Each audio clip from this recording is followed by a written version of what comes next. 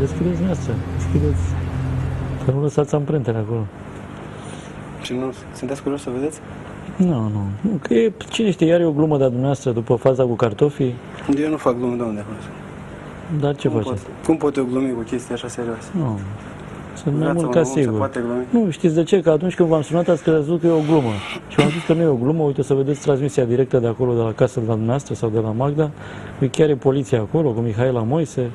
Dar mă rog, dumneavoastră tot aștept un mesaj între timp de la oricine altcineva, adică de la Magda, că de la dumneavoastră m-am lămurit. Puteți să luați loc, să știți. Nu vreau să stau, vreau să nu stați în picioare. Nu, uitați-vă dumneavoastră înăuntru și spuneți-mi și mie.